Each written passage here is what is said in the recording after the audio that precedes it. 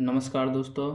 आज की इस वीडियो में हम क्लास 10th का चैप्टर जो है त्रिभुज, उसका एक और प्रमेय को सिद्ध करेंगे, जिस प्रमेय का नाम है आधारभूत अनुपातिका प्रमेय का विलोम। ये विलोम क्यों आया? क्योंकि हमने पहले आधारभूत अनुपातिका प्रमेय को सिद्ध किया था, लेकिन ये उसका उल्टा है। तो सबसे पहले जान लेते हैं कि आधारभूत अनुपातिका प्रमेय क्या कहता था। देखिए, इससे पहले जो थ्योरम पढ़े थे त्रिभुज चैप्टर में, उसमें कहता था कि किसी भी त्रिभुज में, कोई त्रिभुज ले लिए ए बी सी, ठीक है। अब मान लीजिए इस बी सी भुजा के समांतर कोई एक और रेखा हम खींच दिए डी ई।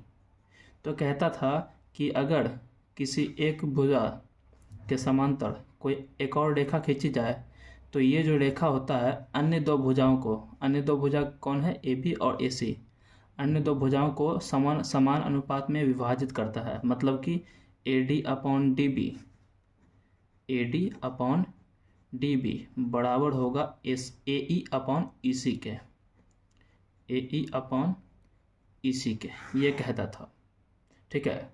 उसमें दिया रहता था कि ये वाली भुजा इसके समांतर है, तो ये सिद्ध कीजिए। लेकिन इस वाले में उल्टा है, ये दिया रहेगा और हमें सिद्ध करना है कि ये जो डी ई भुजा है बी सी के समांतर होगा। तो चलिए इसे पढ़ते हैं। तो ये जो आधारभूत अनुपातिका प्रमेय था, इसे हम थेल्स प्रमेय भी कहते थे। तो यहाँ पे है विलोम है, तो इसे एक और नाम दे सकते हैं थेल्स प्रमेय का विलोम, ठीक है। इसे थेल्स प्रमेय का विलोम भी कह सकते हैं। तो ये प्रमेय कहता क्या है?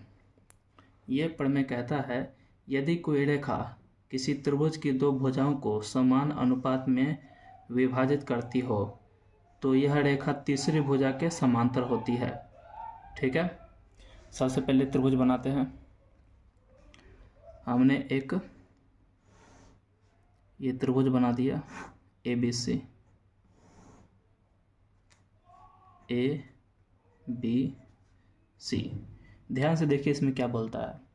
यदि कोई रेखा किसी त्रिभुज की दो भुजाओं को समान अनुपात में विभाजित करती है तो यह रेखा तीसरी भुजा के समांतर होगी। मान लीजिए कोई रेखा यहाँ पे हमने खींचा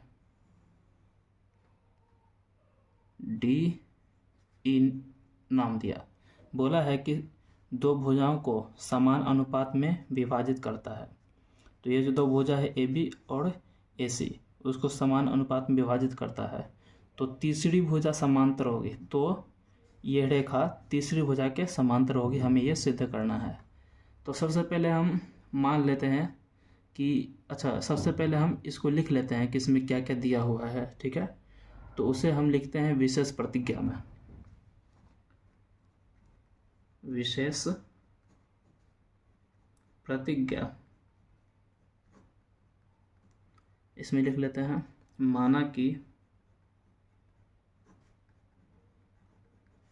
डी ई, माना कि डी ई, डी क्या है, डी रेखा, माना कि डी रेखा त्रिभुज ए बी सी, त्रिभुज ए बी सी की भुजा ए बी और ए बी और ए सी से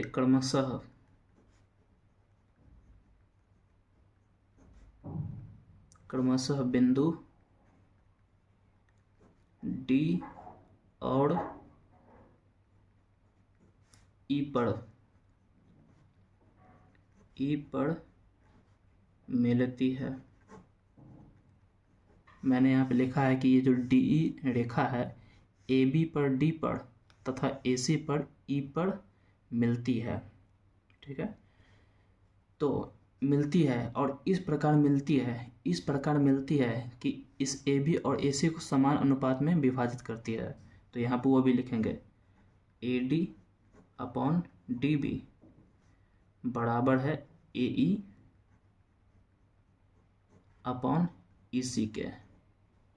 ठीक है, ये हमें दिया हुआ है। तो हमें सिद्ध क्या करना है, यहाँ पे लिखेंगे। तो हमें सिद्ध करना है DE समांतर होगा BC के। DE समांतर होगा BC के। ठीक है, तो इसे सिद्ध करने के लिए हमें एक रचना करना होगा, इस त्रिभुज के अंदर एक रचना करना होगा। तो रचना क्या करेंगे, पहले कर लेते हैं, फिर यहाँ पे लिखेंगे। रचना क्या करेंगे, D से भुजा AC पर एक लंब डालेंगे और E से भुजा AB पर एक लंब डालेंगे। D से जब लंब डाले तो इसे M नाम देते हैं और इस पॉइंट का N नाम दे देते हैं। और क्या करेंगे, B को E से मिला देंगे और D को C से मिला देंगे। तो यही हम यहाँ पे लिखते हैं, बिंदु D से DM, ठीक है, D से DM तथा E से EN लंब क्रमशः AC तथा AB पर डाला। ठीक है, और क्या किया, हम B को E से मिलाएं और D को C से मिलाएं, डाला, तथा B को E से और C को D से मिलाया। ये हमने रचना किया। ठीक है, अब क्या करते हैं, अब इसे सिद्ध करते हैं। तो सबसे पहले हम त्रिभुज का क्षेत्रफल निकालेंगे। आपको यहाँ पे दिख रहा होगा त्रिभुज ADE। तो त्रिभुज ADE का क्षेत्रफल, त्रिभुज के क्षेत्रफल का फार्मूला क्या होता है, क्योंकि यहाँ पे समकोण त्रिभुज आपको दिख रहा होगा, ये 90 डिग्री बना तो ये समकोण त्रिभुज हो गया। तो या फिर कोई भी त्रिभुज हो, यहाँ पे एक लंब आ गया तो मतलब हम एक फार्मूला लगाएंगे जिसका नाम है त्रिभुज का 1/2 आधार गुने ऊंचाई। तो त्रिभुज का क्षेत्रफल का फार्मूला होगा 1/2 गुने आधार। ADE में आधार क्या हो जाएगा, AD, आधार, ऊंचाई क्या हो जाएगा, EN। ठीक है, अब त्रिभुज का, अब हमने पहले निकाला ADE, अब निकालेंगे DBE का क्षेत्रफल। त्रिभुज DBE का क्षेत्रफल क्या होगा, 1/2 गुने आधार इसका DB, और ऊंचाई भी इसका क्या हो जाएगा, यही EN। अब इसका अनुपात निकालते हैं। तो इसीलिए त्रिभुज ADE का क्षेत्रफल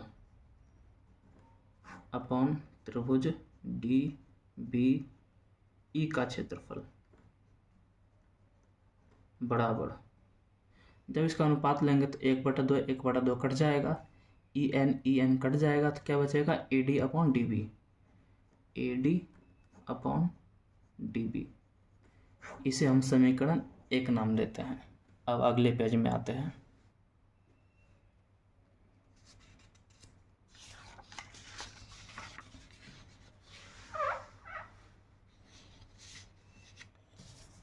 तो हमने अभी क्या निकाला, इस त्रिभुज और इस त्रिभुज का क्षेत्रफल निकाला। अब इस साइड से इस त्रिभुज और इस त्रिभुज का क्षेत्रफल निकालेंगे। ठीक है, तो यहाँ पे लिखते हैं पुनः त्रिभुज ए डी ई का क्षेत्रफल, त्रिभुज ए डी ई का क्षेत्रफल क्या होगा। अब इधर से निकालेंगे, पहले हमने इधर से निकाला, अब इधर से। जब हम इधर से निकाले थे तो आधार ए डी लिए थे, जब हम इधर से निकालेंगे तो आधार ए ई लेंगे। ठीक है, 1/2 गुने आधार, आधार हो जाएगा ए ई, और ऊंचाई क्या हो जाएगा इस त्रिभुज में, डी एम। अब त्रिभुज डी ई सी का क्षेत्रफल निकालेंगे, त्रिभुज डी ई सी का क्षेत्रफल 1/2 गुने आधार क्या है ई सी, ऊंचाई क्या हो जाएगा, इसका भी ऊंचाई डी एम ही हो जाएगा, डी एम। अब इन दोनों त्रिभुज के क्षेत्रफल का अनुपात निकालेंगे, तो त्रिभुज ए डी ई का क्षेत्रफल अपॉन त्रिभुज डी ई सी का क्षेत्रफल। जब अनुपात निकालेंगे तो 1/2 खत्म हो जाएगा, डी एम कट जाएगा, बचेगा ए ई अपॉन ई सी। इसे हम समीकरण 2 नाम देते हैं। ठीक है, देखिए हमारे पास 2 समीकरण निकला, एक ये और एक ये। ठीक है, हमें दिया हुआ क्या है, हमें दिया है A D upon D B बराबर है A E upon E C के, तो इसे हम आगे यहाँ पे लिखेंगे। दिया है A D upon D B बराबर है A E upon E C के, तो A D upon D B की जगह आप क्या लिख सकते हैं, देखिए A D upon D B की जगह पे हम ये लिख सकते हैं त्रिभुज ए डी का क्षेत्रफल अपॉन त्रिभुज डी बी ई का क्षेत्रफल, और ए ई अपॉन ए सी, ए ई अपॉन ई सी की जगह पे ये लिख देंगे त्रिभुज ए डी ई का क्षेत्रफल अपॉन त्रिभुज डी ई सी का क्षेत्रफल। ठीक है, तो इसे लिखते हैं A D upon D B की जगह पे त्रिभुज ए डी ई का क्षेत्रफल अपॉन त्रिभुज डी बी ई का क्षेत्रफल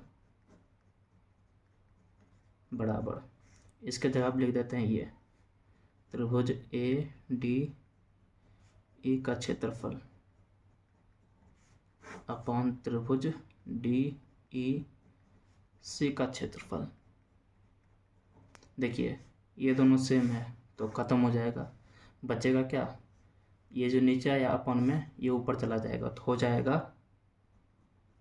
त्रिभुज डी बी ई का क्षेत्रफल बराबर त्रिभुज डी ई सी का क्षेत्रफल। ठीक है, ये निकला।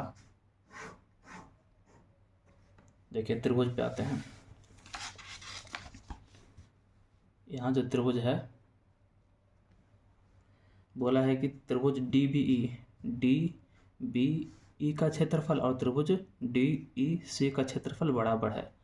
ये त्रिभुज और ये त्रिभुज का क्षेत्रफल बराबर आ गया, ये तो बात है ही। देखिए क्योंकि ये समांतर चतुर्भुज है और ये त्रिभुज और ये त्रिभुज का क्षेत्रफल बराबर आ गया, तो इससे साफ साफ पता चलता है कि डी ई जो है बी सी के समांतर होगा। इसका एक और प्रूफ देख सकते हैं, क्या देख सकते हैं कि ये जो त्रिभुज ई डी बी और डी ई सी, मतलब कि त्रिभुज डी बी ई और डी ई सी एक ही आधार के बीच है। ये जो आधार है डी ई, इसका आधार और ये वाला आधार दोनों आधार के बीच में है। पहली बात तो दोनों आधार के बीच में है और क्षेत्रफल भी बराबर आ रहा है, तो इससे साफ साफ सिद्ध होता है कि त्रिभुज की डी ई भुजा बी सी के समांतर होगा। तो ये बात भी लिख देते हैं। साथ ही त्रिभुज डी बी ई तथा त्रिभुज डी ई सी एक ही आधार